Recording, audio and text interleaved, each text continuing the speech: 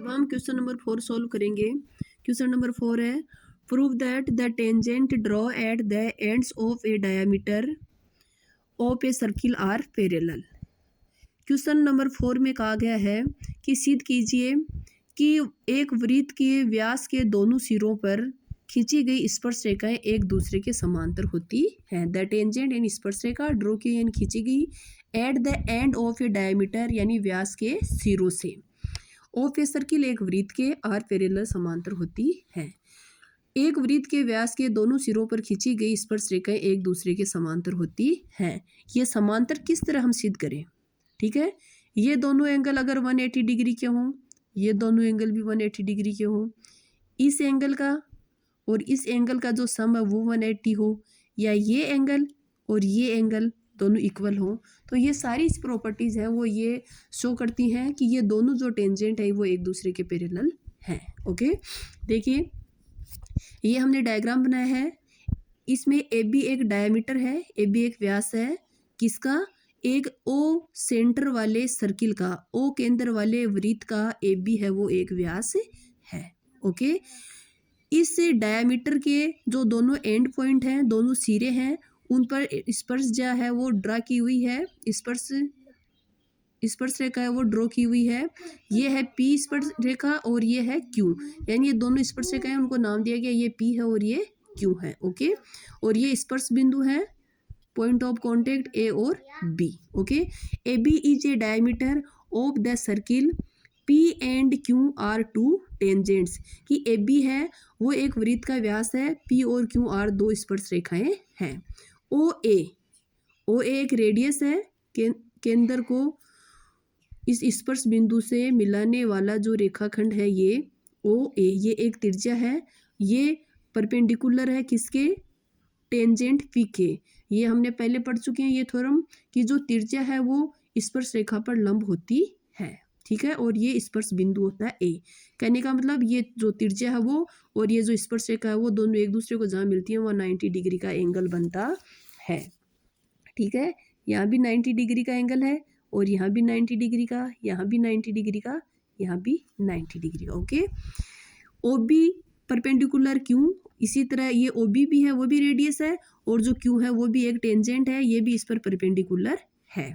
Okay, angle P A O, देखिए P A O ये जो एंगल है वो equal to angle Q B O, यानी ये जो एंगल है ये और ये जो एंगल है वो दोनों एक दूसरे के इक्वल है। ये दोनों एक दूसरे के इक्वल हैं, क्यों? क्योंकि ये इक्वल कब होते हैं? इक्वल तब होते हैं जब दो पैरेलल लाइंस को एक ट्रांसवर्जल लाइन है वो इंटरसेक्ट करती है, यानी दो समांतर रेखाओं को एक प्रतिच्छेदी रेखा या एक तिर्यक रेखा काटती है, तो इस साइड वाला कोण और इस साइड वाला कोण दोनों एक दूसरे इक्वल होते हैं, जिनको हम क्या कहते हैं? अल्टरनेटिव एंगल्स, यानी एकांतर कोण। अगर ये दोनों एंगल एक दूसरे के इक्वल है, इसका मतलब ये एकांतर कोण है। वो एकांतर कोण कब होते हैं? जब दो समांतर रेखाओं को एक तिर्यक रेखा काटती है। इसका मतलब ये दोनों रेखाएं हैं वो एक दूसरे के समांतर हैं, और हमें यही प्रूव करना था कि दोनों जो टेंजेंट है वो दोनों क्या है? पैरेलल होनी चाहिए। तो angle P A O equal to angle Q B O equal to 90 degree. ऐसा क्यों है? Alternative angles, so P parallel with Q, तो पी और क्यू एक दूसरे के क्या है? पैरेलल है। यही हमें प्रूव करना था। क्वेश्चन नंबर 5 है, prove that the perpendicular at the point of contact to the tangent to a circle passes through the centre. Question में कहा है कि सिद्ध कीजिए कि एक स्पर्श रेखा के स्पर्श बिंदु से एक स्पर्श रेखा के स्पर्श बिंदु पर जो डाला गया लंब है वो उस वृत्त के केंद्र से होकर गुजरता है। ये कह रहा है कि ये जो स्पर्श रेखा है इसका ये स्पर्श बिंदु है अक्ष से, अगर इस पर लंब डाला जाता है, ठीक है, जो इससे ऐसी लाइन खींची जा रही हो जो इससे 90 डिग्री का एंगल बना रही हो, हमें ये प्रूव करना है कि वो लाइन है वो इस वृत्त के केंद्र से होकर गुजरेगी। ओके, ये कब होगा? ये हमें पता है कि यहाँ पे 90 डिग्री का एंगल है, क्योंकि तभी तो परपेंडिकुलर है, लंब डला है, और ये ए अक्ष भी है वो एक टेंजेंट है।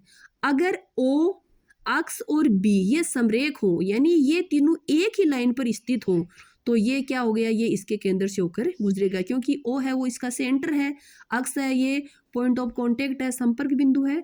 अगर ये दोनों एक ही लाइन में, इसका मतलब ये जो लंब है वो कहाँ से गुजर रहा है, इसके सेंटर से। ठीक है। A X B is the tangent to a circle with centre O. A X B एक स्पर्शरेखा है किसकी, ओ केंद्र वाले वृत्त की। O X is the line perpendicular to the tangent. O X है वो क्या है, एक लंबवत लाइन है किसके, टेंजेंट ए अक्स बी के।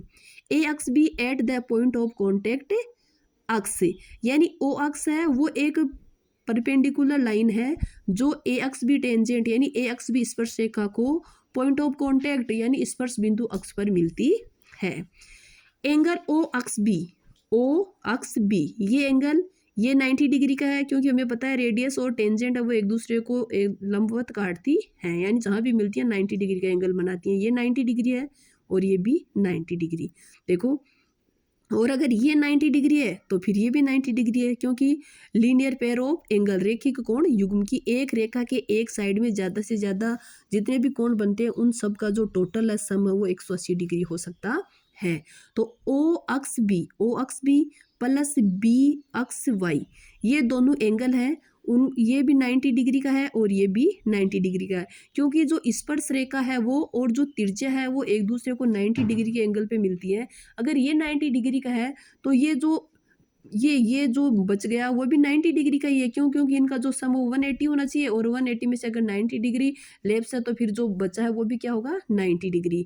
तो O X B plus B X Y equal to 90 plus 90 यानी 180 डिग्री। इसका मतलब क्या है, अगर यहाँ पे ये एक साइड में पूरा ये जो लीनियर पेयर ऑफ एंगल है वो 180 डिग्री है, इसका मतलब ओ अक्स और वाई है वो कोलिनियर है यानी समरेखीय है, एक ही रेखा पर स्थित है।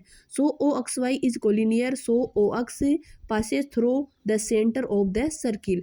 इसका मतलब है कि ओ अक्स वाई समरेख है, यानी ओ अक्स और वाई तीनों एक ही लाइन में स्थित है, तो ओ इसका सेंटर है। इसका मतलब ये अक्स पे ही तो लंब है, अक्स पे ही तो परपेंडिकुलर है, क्योंकि ये पॉइंट ऑफ कॉन्टेक्ट है, संपर्क ये स्पर्श बिंदु है, और ओ है वही सेंटर है। यहाँ पे लंब डाला है, ये तीनों एक ही लाइन में स्थित है, इसका मतलब ये जो लंब है जो इस स्पर्श रेखा पे डाला गया है वो इस वृत्त के केंद्र से होकर गुजरता है। ओके।